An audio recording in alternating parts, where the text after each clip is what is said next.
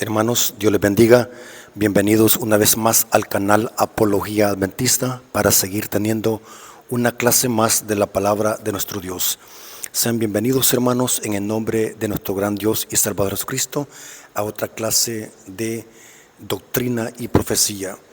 Queremos también invitar a nuestros amigos y hermanos que no son parte de este canal aún. Queremos invitarles a que se suscriban al canal, den like a los videos, comentar y compartir. De esta manera, en YouTube recomienda este video a otras personas y así la verdad presente se va a expandir a través de este medio. Hermanos, sigamos orando porque reconocemos por la fe de que muchas almas van a conocer la verdad presente a través de este medio. Así que sigamos orando por este ministerio, hermanos, porque sabemos perfectamente bien de que Satanás no está contento y va a hacer lo imposible para boicotear o detener esta clase de mensajes, porque estos mensajes van a despertar a muchos para que vengan al conocimiento de la verdad y así se preparen para el pronto regreso de Jesús. Este canal se hizo con el objetivo de hacer estudios profundos de la Biblia, hacer apología, refutar errores y falacias usando la sola Escritura y el espíritu de profecía. En esta ocasión, hermanos, queremos orar porque queremos tener una clase de doctrina. Queremos hablar, hermanos, del santuario en relación con el mensaje del tercer ángel. Antes de estudiar la Biblia, queremos orar. Vamos a invocar la presencia de nuestro Dios viniendo de rodillas. Bendito Señor que estás en el cielo, santificado sea tu nombre. Venimos delante de ti de rodillas y postrados, porque tu palabra se lo dice. Ante ti se doblará toda rodilla y toda lengua confesará que Jesús es el Señor, para la honra y gloria del Padre. Gracias, Padre eterno, porque permites a tu siervo que pueda usar este medio para predicar la verdad presente. Gracias porque permites que aún haya libertad civil y religiosa para que podamos expresarnos. Queremos pedirte, Señor, que uses este mensaje para que muchas almas que van a escuchar este mensaje sean edificados, puedan aprender del conocimiento profundo de tu palabra y podamos no solamente crecer en teoría, sino también prepararnos para tu pronto regreso, cuando vengas con poder y gloria. Bendice a tus hijos, amigos y hermanos que van a escuchar este mensaje. Te lo suplicamos en el nombre de Jesús. Amén.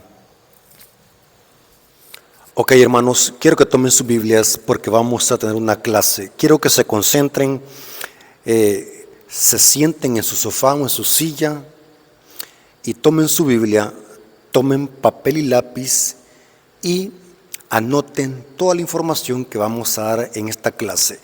Vamos a tener una clase teológica de la palabra de nuestro Dios. En este canal no se sermonea ni se hacen sermones, sino que son clases. Mi objetivo es que usted, amigo hermano, conozca lo que dice la palabra de Dios. O sea, lo que vamos a hacer en esta clase, vamos a hacer un sermón expositivo, un estudio expositivo, una clase expositiva. Vamos a dejar que la Biblia hable respecto a este importante tema que vamos a estudiar. ¿De qué trata el estudio, hermanos? El estudio se trata, vamos a hacer una armonía, vamos a armonizar el santuario y el mensaje del tercer ángel. Vamos a ver, hermanos, que los mensajes de los tres ángeles están ubicados en el santuario. Si nosotros desconocemos el santuario, no vamos a comprender perfectamente bien el significado de los mensajes de los tres ángeles, ya que este trimestre en la lección de escuela sabática viene tratando de los mensajes cósmicos, que son los mensajes de los tres ángeles. Por eso es bien importante, hermanos, que nosotros profundicemos en este tema y hagamos un análisis exegético del significado de los mensajes de los tres ángeles, y en esta clase vamos a armonizarlos con el santuario. Quiero que se concentren y lean conmigo la palabra de nuestro Dios. Es interesante que en el mensaje del tercer ángel encontramos una advertencia y un castigo para los que adoren a la bestia, su imagen y reciban su marca en la frente o en la mano derecha. Pero noten qué interesante lo que dice Romanos 6:23. Vamos a armonizar el santuario con el mensaje del tercer ángel y con el castigo eterno que se menciona en el mensaje del tercer ángel. Romanos 6:23 dice lo siguiente. Quiero que lean conmigo Romanos 6:23. Noten cómo dice el apóstol Pablo, inspirado por el Espíritu Santo. Porque la paga del pecado es muerte, mas la dádiva de Dios es vida eterna en Cristo Jesús, Señor nuestro. En el estudio anterior que vimos de la clase del santuario, analizamos de que aquí Pablo está hablando de la muerte eterna, de la muerte segunda que menciona Apocalipsis 20. No está hablando de la primera muerte que todos debemos de afrontar. Está hablando aquí Pablo de la muerte eterna, del castigo eterno y de la muerte segunda. El contraste lo dice. Mas la dádiva de Dios es vida eterna en Cristo Jesús, Señor nuestro. Ahora, si nosotros analizamos la Biblia a profundidad, para saldar esta paga o este salario, hay dos formas de pagar esta paga, y es buscando un sustituto o que el mismo pecador pague por su propio pecado. Esto lo pudimos ver en el santuario, cómo se salvaban los israelitas, simbólicamente hablando en el santuario.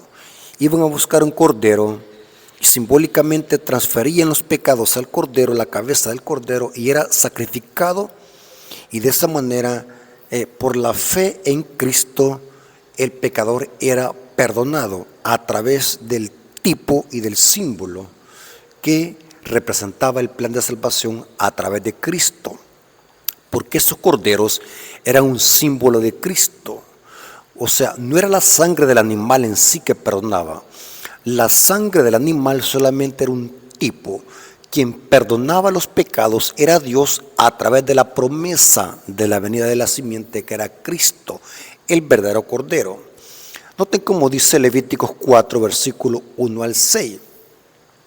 Y habló Jehová a Moisés diciendo, habla a los hijos de Israel y diles, cuando alguna persona pecare por yerro en alguno de los mandamientos de Jehová sobre las cosas que no se han de hacer, e hiciere alguna de ellas, si el sacerdote ungido pecare según el pecado del pueblo, ofrecerá a Jehová por su pecado que habrá cometido un becerro sin defecto para expiación.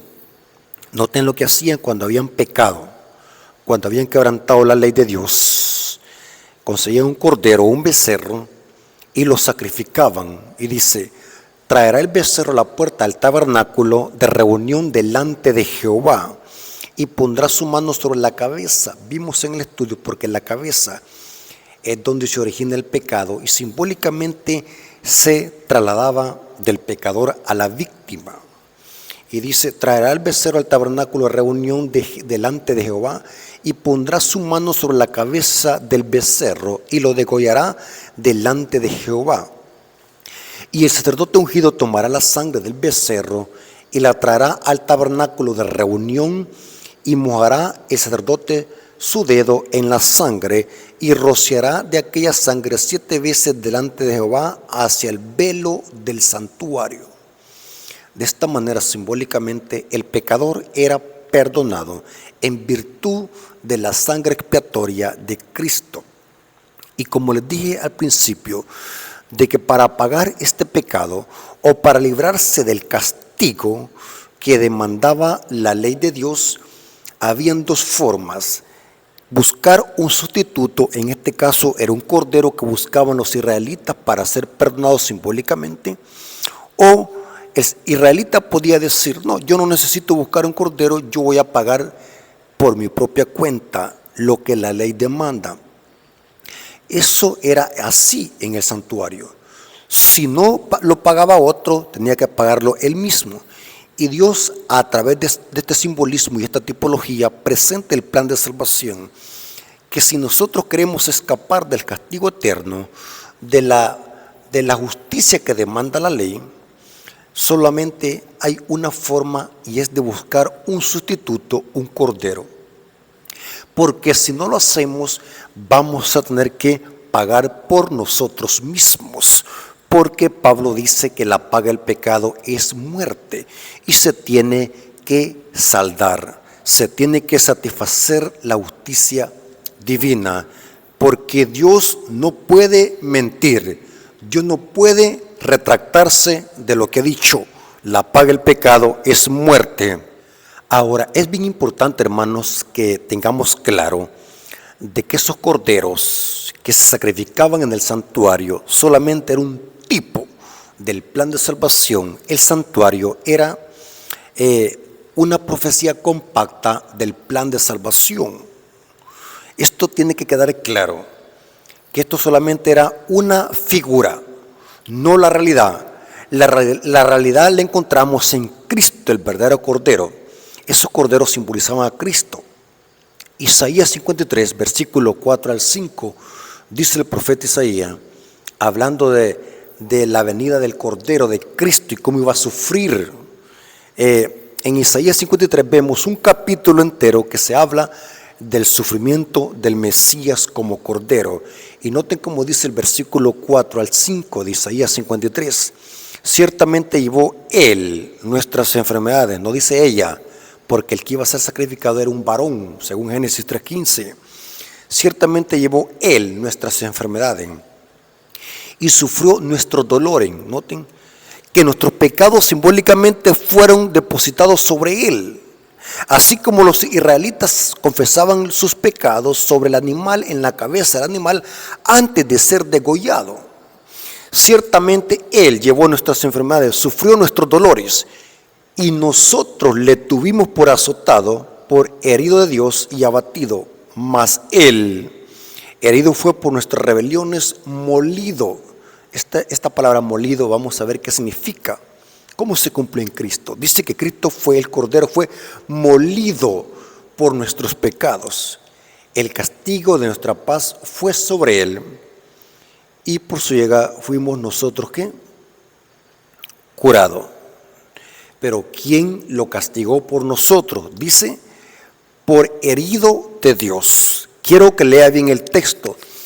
Quien castigó al Cordero, quien hirió al Cordero, fue Dios. Es Dios que está castigando al Cordero, porque sobre el Cordero fueron depositadas nuestras enfermedades y nuestros dolores. ¿Me estoy dando a entender, hermano, lo que dice el texto? Quien castigó al Cordero fue Dios. Dios lo hirió.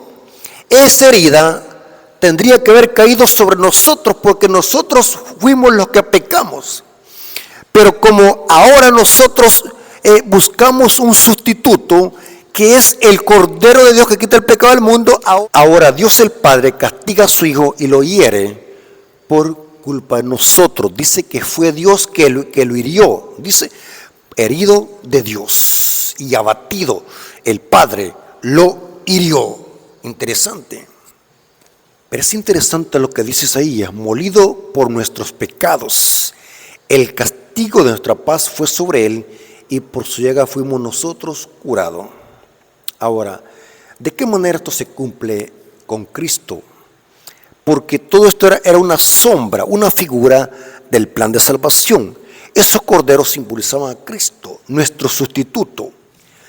Porque en el atrio encontramos el altar de sacrificio y la fuente de bronce o el lavacro, que representa la muerte y el sacrificio del Cordero, que murió por nosotros. Y solamente aceptando ese sacrificio y que Él muera en nuestro lugar, es que nosotros podemos ser librados de la ira de Dios, de ese castigo que cayó sobre el Hijo de Dios, tal como lo presenta el profeta Isaías. Veamos ahora cómo se cumple esto con Cristo en el Nuevo Testamento y qué tiene que ver esto con el mensaje del tercer ángel. Hermanos, es interesante que los mensajes de los tres ángeles encierran un misterio que lo vamos a descifrar en este estudio. Pero es interesante que si nosotros vemos de que Cristo cuando fue al Getsemaní, esto lo vemos en Mateo 26, Cristo fue al Getsemaní a orar. Y esto fue un jueves en la noche donde Cristo empezó a agonizar. Cristo empezó a morir un jueves en la noche. Por eso es bien importante que explicamos en una clase teológica qué son los 3 días y las 3 noches que Jesús usó para hablar de la profecía de Jonás. Eso está en mi canal donde explico en una forma profunda qué son los 3 días y 3 noches. Pero es interesante que Cristo empezó a agonizar en el Getsemaní. Y noten que busqué en el hebreo y en el arameo qué significa Getsemaní. Y aquí vemos los misterios que vamos a descifrar, los hermanos. Porque es necesario conocer esto para que podamos conectar esto con el mensaje del tercer ángel y el castigo del mensaje del tercer ángel y el centro del mensaje del tercer ángel. Investigué qué significa la palabra Getsemaní. En la Biblia, hermanos, todas las palabras tienen su significado. Getsemaní es del arameo prensa de aceite. Repita conmigo, hermanos. Getsemaní significa en arameo prensa de aceite. Qué extraño nombre. Y lo más extraño es que Cristo buscó ese lugar para ir a orar. Y fue un jueves en la noche. ¿Por qué Cristo buscó este lugar tan extraño, un Getsemaní, que significa prensa de aceite? ¿Por qué no buscó otro lugar? Ahora, esto no es casualidad. Esto tiene un misterio encerrado que lo vamos a descifrar. Ahora, ¿qué se hacía en los Getsemanís en los tiempos bíblicos? Según la historia, dice que estos eran lugares donde habían prensas, donde se machacaban las olivas o el olivo para sacar aceite. Y Cristo iba a ese lugar porque estaba dando a entender de que así como se prensaban las olivas para sacar y exprimir el aceite, así el Hijo de Dios iba a ser molido, porque Isaías decía que el Cordero iba a ser molido por nosotros. Figurativamente presenta como Cristo en el Getsemaní iba a empezar a agonizar, porque el Padre le iba a dar de beber el vino de la ira de Dios a su propio Hijo por culpa de nosotros. O sea, quien castigó al Hijo fue el Padre, porque Isaías decía que iba a ser herido de Dios. Dios lo iba a herir al Cordero. La justicia de Dios iba a caer sobre el Cordero. Esa justicia de Dios que tenía que caer sobre nosotros iba a caer sobre el Cordero. Y Cristo, al ir al Getsemaní, estaba dando a entender de que él iba a ser molido, porque Cristo en el Getsemaní estaba por beber la copa de la ira de Dios, y simbólicamente iba a ser molido, así como las olivas eran machacadas en las prensas para sacar aceite. Por eso se llamaban los lugares Getsemaní. Interesante. Noten que Cristo oró cuando fue al Getsemaní a orar. Noten qué extraña oración y las palabras que dijo. Muy extraño. Mateo 26, versículo 37. Y vamos a llegar hasta el versículo 44.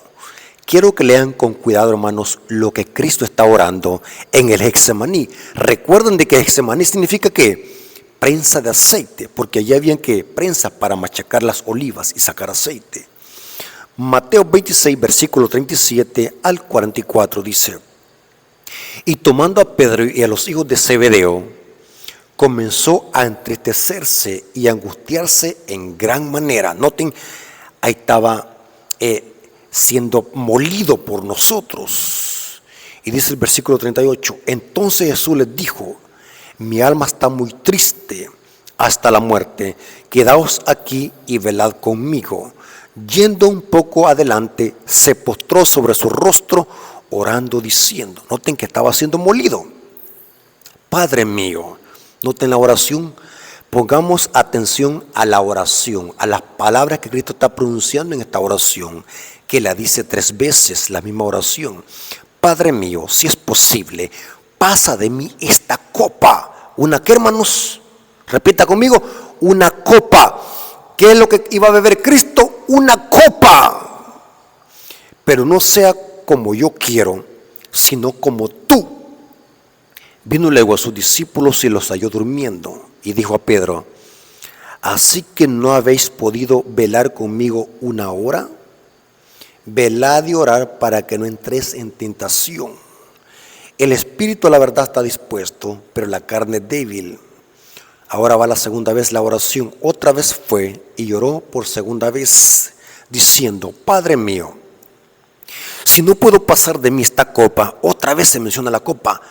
El que iba a ver Cristo, que iba a tomar una copa. La pregunta es, ¿qué es lo que iba a tener esa copa? ¿Qué tenía esa copa? Que esa copa iba a moler al Hijo de Dios. Si no puedo pasar de mí esta copa sin que yo la beba, pero hágase tu voluntad.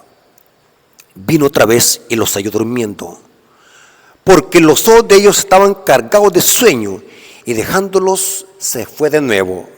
Y por tercera vez diciendo las mismas palabras. ¿Cuáles palabras? Padre mío, si es posible, no beba esta copa, pero hágase conforme a tu voluntad. 3 veces Cristo dijo esto. ¿Por qué Cristo estaba humanamente no quería beber esta copa? Humanamente Cristo no la quería beber. Pero Él dice, acepta. Esto se llama temor reverente, dice Hebreos 5, 7 y 8. Esto se le llama temor reverente. Dice el libro de Hebreos capítulo 5 versículos 7 y 8. Dice: Cristo en los días de su carne ofreció juegos y súplicas al que le podía librar de la muerte, pero a causa de su temor reverente fue huido. Dice, eso lo dice Hebreos capítulo 5. Y aquí vemos de que Cristo está, dice, por beber una copa, y está su alma muy triste orando en el huerto del Getsemaní. Cristo aquí simbólicamente estaba siendo prensado, molido por nuestras rebeliones. Ahora la pregunta del millón es: ¿qué contenía esa copa? ¿Por qué era terrible que Cristo experimentara lo que tenía esa copa? ¿Qué era esa copa? ¿Qué significa esa copa? Bueno, hermanos, vamos a ver qué es lo que contenía esa copa y por qué era que Cristo estaba orando 3 veces. Juan 18, versículo 11, nos dice qué contenía esa copa. Y vamos a ver de que esa copa contenía la ira de Dios. Cristo en el Getsemaní estaba bebiendo la ira de Dios contenida en una copa. El Padre estaba dándole de beber su ira al Hijo de Dios por nuestros pecados. Porque ese castigo, según Isaías, tenía que haber caído sobre nosotros, pero el castigo de nuestra paz fue sobre Él. No se olviden de estos detalles. Noten como dice Juan 18:11, dice: Jesús entonces dijo a Pedro, esto es cuando Pedro le iba a quitar le quitó la oreja a un soldado romano llamado Malco. Esto es cuando Cristo llegaron a capturar a Cristo. La turba junto con Judas llegaron a capturar a Cristo porque cuando le tramaron la trampa. Y el apóstol Pedro, que era muy impulsivo, muy violento, sacó su espada y le voló la oreja a Malco. Dice el Espíritu de Profecía que Pedro le buscaba la cabeza a Malco, pero dice, milagrosamente un ángel desvió la espada y solamente le cortó la oreja. Inmediatamente Cristo hizo un milagro y refulgió la divinidad de Cristo. Pero es interesante que Cristo, las palabras que dice cuando Pedro le corta la oreja a Malco, dice: Jesús entonces dijo a Pedro: mete tu espada en la vaina. La copa que el Padre me ha dado, ¿no la he de beber? ¿Cuál copa? Vamos a ver, hermanos, que era la copa de la ira de Dios, la misma que van a experimentar y beber los impíos, que contiene el mensaje del tercer ángel.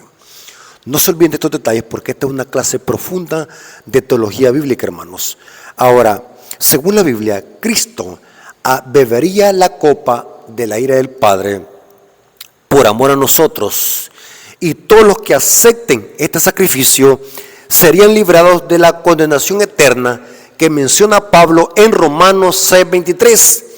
Cristo pagó esa deuda que nosotros debemos de pagar. Cristo bebió la ira del Padre y por nuestros pecados Cristo fue castigado por el Padre. Y quiero que tome en cuenta estos detalles, hermano. Era el Padre castigando a su Hijo por nuestra culpa. Por eso es que les dije, lean correctamente lo que dice Isaías 53. Mas Él, herido de Dios, fue. ¿Por qué? Porque el Padre hirió al Cordero. Porque el Cordero se estaba transformando en pecador. Porque sobre Él fueron echadas nuestras enfermedades, como lo era en el santuario, en la tipología. Ahora, es interesante lo que dice el evangelista. Bueno, los 4 evangelios o 3 evangelios sinópticos dicen esto, que cuando Cristo estaba colgado de la cruz del madero, dice que sucedió algo extraño. Y esto es bien interesante. No se olviden de estos detalles. Mateo 27, versículo 45 al 46 dice: y desde la hora sexta hubo tinieblas sobre toda la tierra hasta la hora novena. Cerca de la hora novena, Jesús clamó a gran voz diciendo: Elí, Elí, lama sabactani. Esto es: Dios mío, ¿por qué me has que desamparado? O sea, que estas tinieblas fueron desde el mediodía hasta las 3 de la tarde. Hubieron tinieblas sobre la tierra. Y dice que Cristo, dice que clamó en alta voz: Padre mío, ¿por qué me has desamparado? Decimos en alta voz porque dice el texto, el contexto, que los que estaban escuchando estas palabras, los fariseos y los judíos, dijeron: a Elías clama. O sea, Cristo dijo estas palabras fuertemente, en gran voz. Dice: Padre mío, ¿por qué me has desamparado? Saben, amigos y hermanos, que no fue el Padre que lo desamparó. El Padre siempre estuvo con su Hijo desde su concepción en el vientre de María. No era el Padre que lo abandonó, sino que era Cristo que se apartó del Padre. Cristo se separó del Padre porque sobre Cristo estaban siendo echados todos los pecados de los hijos de Dios que iban a buscar ese Cordero. Cristo en la cruz hizo provisión para todos los pecadores en el mundo. Y sobre Cristo estaba siendo depositado todas nuestras enfermedades y todos nuestros pecados. Y eso hizo que se separara el Padre, porque según Isaías 59, versículo 1, es el pecado que nos separa de Dios, dice Isaías 59, 1. Dice que no es que Dios se haya apartado de nosotros, sino que nuestras iniquidades hicieron separación entre el hombre y Dios, o entre Dios y el hombre. Era Cristo que se separó del Padre, porque Cristo estaba tomando nuestro lugar y el pecado nos separa de nuestro Dios. Sobre el Hijo fueron echados nuestros pecados, como los se hacía en el santuario con los corderos, que eran una sombra, eran una figura de la realidad. Dice que hubieron tinieblas sobre la tierra, o sea, toda la tierra se cubrió en tinieblas, y Cristo experimentó una profunda separación de que lo que hace el pecado, lo que está pasando aquí en la cruz en ese instante. Cristo está experimentando una profunda separación. Eso es lo que ocasiona el pecado y lo vamos a ver a continuación. Ahora vamos a analizar los mismos elementos que se mencionan en el mensaje del tercer ángel. Por eso es que lo llevé al santuario. Ahora vámonos al mensaje del tercer ángel. Hagamos un repaso. Yo les dije al principio de este estudio que la paga del pecado es muerte, mas la dádiva de Dios es vida eterna. Pero para pagar lo que el pecado se merece, hay 2 formas. Nosotros explicamos eso. Busco un sustituto o yo mismo lo pago. Pero que se tiene que pagar, se tiene que pagar. Pero si yo quiero librarme de ese castigo, busco un sustituto, claramente. Ahora vamos a ver lo que dice el mensaje del tercer ángel. Apocalipsis 14, versículos 9 al 12. Noten cómo dice. Quiero que lo leamos con cuidado, hermanos. El tercer ángel le siguió diciendo a gran voz, noten, a gran voz, así como Cristo en la cruz dijo también a gran voz: Padre mío, ¿por qué me has desamparado? Si alguno adora a la bestia y a su imagen. Noten, esta es una advertencia terrible. Si alguno adora a la bestia y a su imagen y recibe la marca en su frente o en su mano, él también beberá el vino de la ira de Dios. ¿Qué van a beber? El vino de la ira de Dios. ¿Y dónde está ese vino? Que ha sido vaciado puro en el cáliz de su ira. ¿Qué es el cáliz? Una copa. Y será atormentado con fuego y azufre delante de los santos ángeles del Cordero. Y el humo de su tormento sube por los siglos de los siglos, y no tienen reposo ni de día ni de noche los que adoran a la bestia y a su imagen, y nadie que reciba la marca de su nombre. Aquí está la paciencia de los santos, los que guardan los mandamientos de Dios y la fe de Jesús. Ahora explicamos. Según el castigo del mensaje del tercer ángel, los que adoran a la bestia, los que adoran a Satanás y se aferran al error y rechazan el evangelio que encontramos en el mensaje del primer ángel y del segundo, ellos mismos van a experimentar y a beber la ira de Dios. O sea que los impíos que rechacen el evangelio, que es Cristo que murió por nosotros, porque vimos de que Cristo bebió esa copa de la ira del Padre por nosotros. Pero si nosotros rechazamos el Cordero, vamos a tener que experimentar nosotros mismos esa copa de la ira de Dios que bebió Cristo por amor a nosotros. Porque el pecado tiene que pagarse. La paga del pecado es muerte. ¿Me voy a explicar, hermano? Dos formas de pagarlo. Cristo lo paga por mí, o yo mismo bebo la ira de Dios, la copa de la ira de Dios. Lo que pasó en el huerto del Getsemaní es de que Cristo bebió la copa de la ira del Padre. Y los que adoran a la bestia y a su imagen, ellos mismos van a tener que beber y pagar por ellos mismos, por su propia cuenta, y van a beber la copa de la ira de Dios. Ahora, ¿qué es la ira de Dios, hermanos? Vamos a ver qué tiene que ver con las 7 postreras plagas. Pero quiero que analicemos los elementos que contiene el mensaje del tercer ángel. Hermanos y amigos, el mensaje del tercer ángel contiene el evangelio. Ahora, ¿saben que el tema central del mensaje del tercer ángel es la justificación por la fe? Ahora, el mensaje que va a alumbrar la tierra con su gloria es el mensaje del tercer ángel, pero intensificado, lo que le conocemos los adventistas como el fuerte pregón, impulsado por la lluvia tardía que encontramos en Apocalipsis 18, versículo 1. Después de esto vi a otro ángel descender del cielo con gran poder, y la tierra fue alumbrada con su gloria. Este es el mensaje del tercer ángel, que va a ser impulsado con el poder de la lluvia tardía. La lluvia tardía es otro nombre dado a la ebullición del Espíritu Santo. La lluvia temprana fue los primeros chubascos que cayeron en el Pentecostés. La lluvia tardía va a ser en escala. El poder del evangelio, impulsado por el poder del Espíritu Santo. La tierra fue alumbrada con su gloria. El mensaje del tercer ángel va a ser intensificado y va a ser proclamado a toda nación, tribu, lengua y pueblo. Pero ¿qué es la justificación por la fe? La justificación por la fe es presentarle al mundo a Cristo como la única solución del problema del pecado. Pero que si la gente rechaza ese sacrificio, van a tener que beber por ellos mismos la copa de la ira de Dios.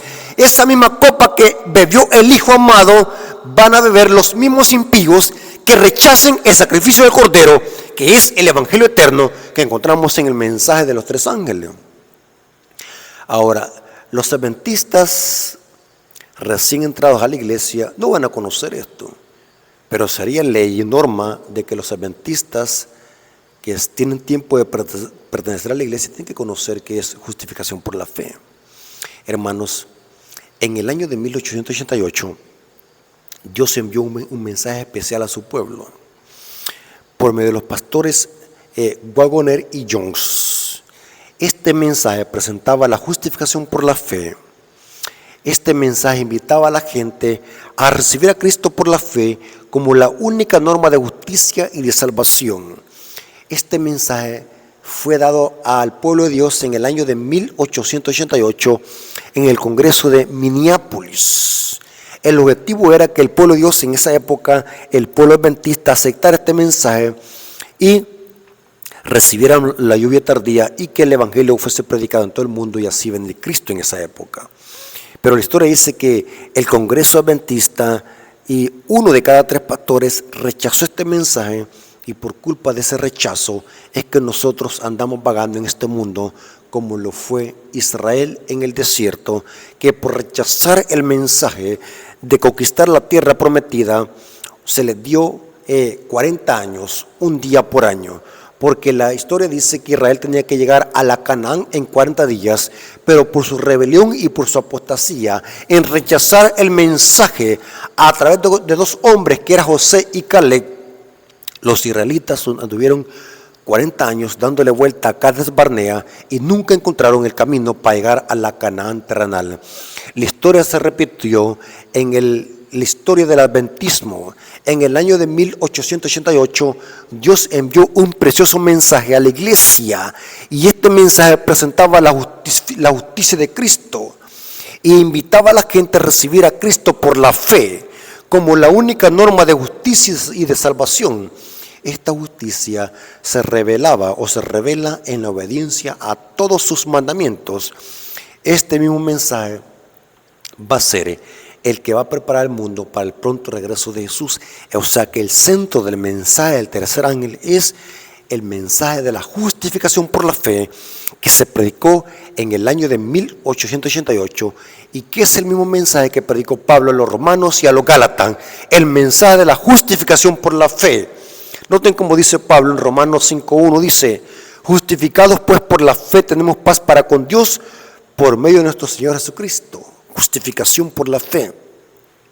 Noten como dice el Espíritu de Profecía en Joyas de los Testimonios, tomo 2, página 374, dice: el mensaje de la justicia de Cristo ha de resonar de un extremo de la tierra hasta el otro para preparar el camino del Señor. Esta es la gloria de Dios que terminará la obra del tercer ángel. Note que el mensaje de la justicia de Cristo es el centro del mensaje del tercer ángel. Noten como dice manuscritos 437, escrito en el año de 1890, dice la sierva del Señor, dice: varios me han escrito preguntándome si el mensaje de la justificación por la fe es el mensaje del tercer ángel. Y noten cómo respondió ella. Y he contestado: es el mensaje del tercer ángel en verdad. Porque el centro del mensaje del tercer ángel es levantar la justicia de Cristo. Es llamar a la gente que vean a Cristo. Es llamar a la gente y presentarle a la gente que en Cristo hay victoria sobre el pecado. Es presentarle a Cristo como la única forma y la solución al problema del pecado. Y ese es el centro del mensaje del tercer ángel, la justicia de Cristo. Dice también esta cita, Palabra de Vida del Gran Maestro, página 342, escrito en el año de 1900, dice ella: el último mensaje de clemencia que ha de darse al mundo es una revelación de su carácter de amor. Los hijos de Dios han de manifestar su gloria en su vida, en su carácter, han de revelar la gloria, la gracia que ha hecho Dios por ellos. El mensaje del tercer ángel es levantar la cruz de Cristo, su justicia, llamar al mundo, presentarle al mundo que en Cristo hay victoria y que Cristo es la única norma de justicia y que en Cristo hay victoria sobre el pecado. Eso es justificación por la fe. Ahora, ¿qué es justificación? La palabra justificación es del griego dikaiosis, que significa justificación, acto de pronunciar justo o absolución, o sea, declarar justo y hacer justo a alguien de que está acusado de culpable. Eso es justificación en la teología bíblica, en la escatología, justificación por la fe. Declarar inocente y hacer inocente a alguien a través de imputación. Cristo nos declara inocente a través de su justicia. La única forma de ser declarados inocentes y ser librados de la condenación eterna que menciona el mensaje del tercer ángel es únicamente a través de Cristo y su justicia. Cristo es el Cordero. Por eso, hermanos, en el libro de Apocalipsis hay más de 27 veces donde se habla de Cristo como el Cordero, simbólicamente hablando. Ahora, noten cómo dice Elena de White sobre lo que es justificación por la fe. En otras palabras, hermanos, justificación es lo contrario de condenación. O sea, justificación es declarar a alguien perdonado. Perdón, lo contrario de condenación. Eso es justificación. Noten cómo dice ella, Fe y Obras, página 107, párrafo 1, dice, hablando de lo que es justificación y cuándo se hace efectiva la justificación. Noten que la salvación ha sido otorgada para todos. Dios hizo provisión en la cruz para todos, pero solamente los que acepten ese sacrificio van a ser perdonados. No solamente por tener una convicción teórica, sino tenemos que aceptar por la fe ese sacrificio y ser perdonados por la fe. Dice, cuando el pecador penitente, contrito delante de Dios, comprende el sacrificio de Cristo en su favor y acepta este sacrificio como la única esperanza de esta vida y la vida futura, sus pecados son perdonados. Eso es justificación. Y dice ella, esto es justificación por la fe. Hermanos, hay una falsa doctrina que enseña de que todos se van a salvar. Se llama el universalismo. Ustedes saben de que actualmente quien está promoviendo esta herejía, esta falsa doctrina, son varios hermanos que han caído en apostasía. Ustedes conocen al hermano Natanael Baloyes, cómo anda propagando este error de que todos se van a salvar y hasta el diablo se va a salvar. Pero según la Biblia, ¿quiénes son los que se van a salvar y quiénes son los que son perdonados y justificados? Son los que aceptan el sacrificio y se arrepienten de sus pecados. En la cruz lo que hizo el Padre es hacer provisión, pero solamente los que acepten ese sacrificio serán perdonados, porque eso es justificación. O sea que en la cruz no se justificó a nadie. En la cruz se hizo provisión. La justificación es cuando el pecador viene delante de Dios arrepentido y humillado y se arrepiente de sus pecados. Cristo lo justifica. Esto es justificación por la fe, dice ella. Noten cómo dice Testimonios para los Ministros, página 456, párrafo 3, dice, ¿qué es justificación por la fe? Es la obra de Dios que abate en el polvo la gloria del hombre y hace por el hombre lo que éste no puede hacer por sí mismo. Esto es justificación por la fe, dice. Ahora, pero el mensaje del tercer ángel también lleva una advertencia. O sea, que el mensaje del tercer ángel tiene dos dimensiones. Exalta la justicia de Cristo, presenta a Cristo como la única solución al problema del pecado. Esa es la justificación por la fe que encontramos en el mensaje del tercer ángel. ¿Estamos de acuerdo? Pero ahora vemos de que el mensaje del tercer ángel tiene otra dimensión, y es que tiene la más terrible advertencia. ¿Y cuál es esta advertencia? Si no permitimos que Cristo sea nuestro sustituto y que el Cordero beba la copa de ira del Padre por nosotros, vamos a tener que experimentar esa ira de Dios por nosotros mismos. Vamos a beber esa copa que el Hijo bebió. Noten cómo dice Apocalipsis 14, versículos 9 al 10. Apocalipsis 14, versículos 9 al 10 dice, el tercer ángel le siguió diciendo a gran voz, si alguno adora a la bestia y a su imagen y recibe la marca en su frente o en su mano, él también beberá. ¿Cómo dice? ¿Él qué dice? También. Porque alguien ya la bebió y fue Cristo que bebió esa copa. Y los que rechacen el sacrificio van a tener que beber también. ¿Entienden la palabra también? Él también beberá el vino de la ira de Dios, que ha sido vaciado puro en el cáliz de su ira, o sea, una copa, y será atormentado con fuego y azufre delante de los santos ángeles del Cordero. ¿Qué es la ira de Dios? Porque dice que la ira de Dios está contenida ¿en qué? En una copa. ¿Qué es la ira de Dios? Hermanos, la ira de Dios en Apocalipsis son las 7 postreras plagas. O sea que en esa copa están contenidas las plagas. O sea, Cristo, sobre Él fueron derramadas las plagas. ¿Están conmigo? Porque en esencia Cristo bebió la ira de Dios. Porque Cristo pagó por nuestra culpa. Cristo pagó por nuestros pecados.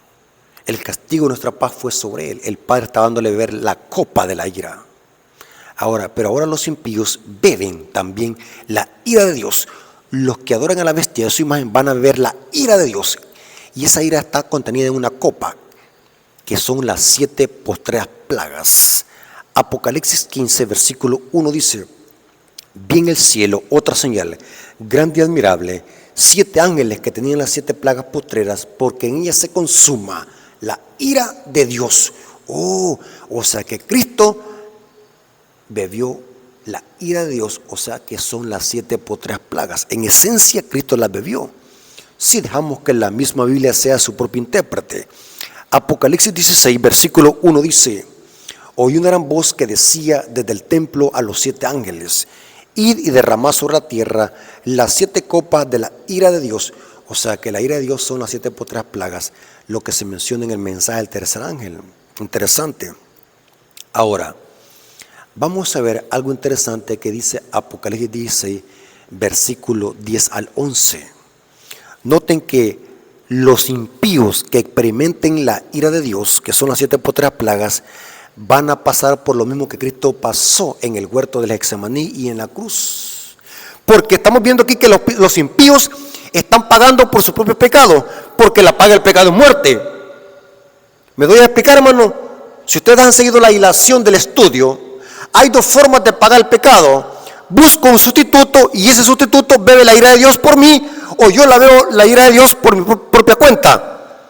Noten qué pasó en la 5ª plaga con los impíos. Apocalipsis 16, versículo 10 al 11. El 5º ángel derramó su copa sobre el trono de la bestia. El trono de la bestia, hermanos, es el Vaticano. Y su reino se cubrió en tinieblas. El reino es la religión católica que está en todo el mundo. Y noten cuando pasó esto: y mordían de dolor sus lenguas y blasfemaron contra Dios del cielo por sus dolores y por sus úlceras, y no se arrepintieron de sus obras. Pero noten qué pasó con el trono de la bestia y su reino: se convirtió en tiniebla. ¿Dónde vimos esas tinieblas?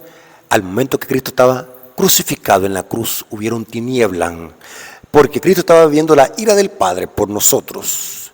Los impíos, como están bebiendo esa misma ira del Padre, ¿qué es lo que pasa con la 5ª plaga? El reino de la bestia se cubre en tinieblas. El trono de la bestia y el reino se cubren de tinieblas. Y dice que los hombres mordían de dolor sus lenguas. Este dolor, hermanos, no es un dolor físico. Nadie le va a doler la lengua, ni nadie se va a morder la lengua cuando se va la luz. Hablando literalmente. Se va la luz, por ejemplo, si en este momento se va la luz aquí, quedamos en lo oscuro, en tinieblas, eso no duele. Aquí está hablando de otro significado. Doler su lengua o morder sus lenguas significa un profundo dolor espiritual que van a experimentar los impíos al sentirse separados por completo de Dios, y ya no hay oportunidad para salvación, porque se habrá terminado la gracia para ellos. Así como el Hijo experimentó esa profunda separación del Padre por el pecado de nosotros, así los impíos van a sentir esa profunda separación. Es un dolor espiritual. Sienten un dolor al verse que están perdidos. Ya no hay forma de escaparse de los juicios divinos, porque el tiempo de misericordia se habrá terminado. Terrible, hermanos. El dolor aquí es simbólico.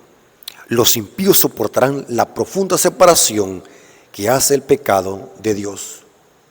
Lo mismo que pasó Cristo desde el Getsemaní hasta la cruz y muerte de cruz, dice Pablo. Ahora, ¿por qué es importante que como adventistas prediquemos completo el mensaje del tercer ángel? Yo he oído predicadores que son tan melosos. Tengamos cuidado, hermanos, con esos predicadores melosos. No importa si ese predicador es famoso. No importa, a mí no me importa si es famoso o no. Lo que me importa es que diga la verdad completa. Tengamos cuidado con esos predicadores melosos, que Cristo aquí, Cristo allá, Cristo es amor, Cristo nos perdona, Cristo murió por nosotros, y lo ponen tan maravilloso, hasta le ponen flores, pero no pasan de allí. Están predicando un evangelio a media, porque el mensaje del tercer ángel presenta a Cristo como nuestra justicia, que se revela en los mandamientos de Dios. Pero también el mensaje del tercer ángel tiene una segunda dimensión, y es advertir al mundo que si rechazan ese sacrificio van a tener que experimentar la ira de Dios vaciada pura en un cáliz. Por eso es que muchos predicadores no hablan ese tema. Tienen miedo de señalar quién es la bestia. Tienen miedo de señalar quién es el dragón. Tienen miedo de señalar qué es la marca de la bestia. Tienen miedo de señalar quién es la imagen de la bestia. Tienen miedo. No sé qué les estará pasando. Analice lo que estoy diciendo. Si usted escucha un predicador que solamente le dice Cristo es amor, Cristo acá, Cristo allá, y es verdad, esa es parte del evangelio, pero si a la gente no le presenta la otra dimensión, hay que señalar quién es la bestia, hay que señalar quién es Babilonia, hay que advertirle al mundo que salgan de estos sistemas, porque si permanecen en estos sistemas y no salen de estos sistemas, van a beber la ira de Dios. Hay que advertirle. O sea que en otras palabras, los predicadores que están predicando un evangelio a medias están engañando a la gente. Hay de aquellos predicadores que están predicando un evangelio a medias. Hay de aquellos predicadores que están diciendo una verdad a medias, un evangelio tuerto, porque el mensaje del tercer ángel también tiene una advertencia, y esta advertencia tiene que ver ¿qué? Con evangelio. Yo no sé por qué los predicadores hoy solamente les gusta hablar solo temas melosos, y les gusta predicar lo mismo que predican en las otras iglesias protestantes. Les gusta. No estamos diciendo que sea malo predicar eso. Lo que estoy diciéndoles, hermanos, es de que el evangelio es completo. El mensaje del tercer ángel tiene una advertencia y hay que predicarla. Y si usted la predica, por ende tiene que señalar quién es la bestia. Estuve escuchando hoy esta semana qué decían los predicadores sobre la lección de escuela sabática. Ponía uno, lo escuchaba, un hermano que daba la repaso de la lección, ponía otro, analizando, a ver qué es lo que dicen, decía yo. Y lo que me llamó la atención, que estaban hablando de la bestia. Sí, hablaron de la bestia. Pero yo esperaba que dijeran quién es la bestia. ¿No la dijeron?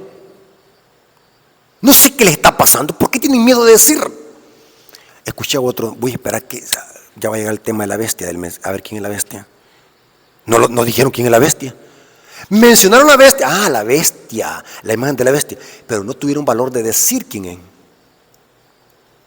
Tengamos cuidado, hermanos, con esos predicadores, hermanos. No sé si estos predicadores se han vendido con el papado, tienen miedo. No sé, yo quisiera que alguien me pudiera responder, hermano.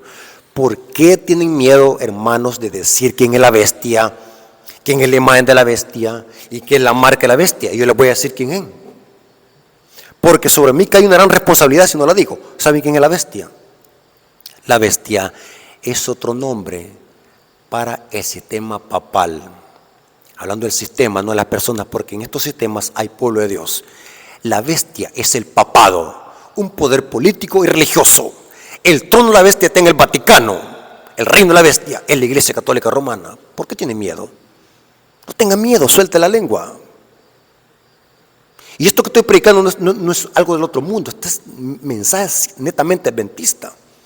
Lo digo por los fanáticos, porque en la iglesia adventista hay muchos hermanos fanáticos, ciegos e insensatos, que creen de que hablar esta clase de temas directos, estamos predicando un evangelio tipo extraterrestres, que no son de este mundo, este evangelio. Y lo están leyendo en la Biblia. Hay que decirle a la gente quién es la bestia. Está bien, háblele de Cristo. Cristo nos salva, Cristo nos perdona, Cristo es nuestra justicia, Cristo es nuestro Salvador. Predíquelo. Pero predique la otra parte. Dígale a la gente que si no sale de Babilonia, que se acepta la marca de la bestia, que la marca de la bestia es la observancia del domingo a sabiendas, van a recibir la ira de Dios, La marca de la bestia es obedecer doctrinas y mandamientos del sistema papal, pisoteando a conciencia los mandamientos de Dios. ¿Quién es la imagen de la bestia? La imagen de la bestia es una coalición de iglesia y Estado, otro nombre para el protestantismo apóstata, o sea, a las hijas de Babilonia. Noten. Y esto lo contiene el mensaje del tercer ángel. Noten dos dimensiones. Levanta la justicia de Cristo, el mensaje del tercer ángel, y desenmascara a la bestia, la imagen de la bestia y la marca de la bestia. Por eso les dije, tengamos cuidado con esos predicadores que predican verdades a medias y son neutrales. Tienen miedo. Analice lo que estoy diciendo. Si usted está escuchando a un hermano que está dando la lección de escuela sabática y tiene miedo de decir quién es la bestia, tenga cuidado. Algo está ocultando. No tengamos miedo, hermanos. Hay que decir quién es la bestia. Dice el Espíritu de Profecía, hay que desenmascarar a Babilonia.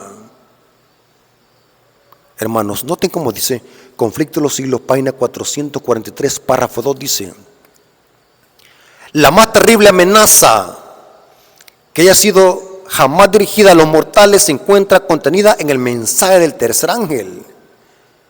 Debe ser un pecado horrendo el que atrae la ira de Dios sin mezcla y sin misericordia.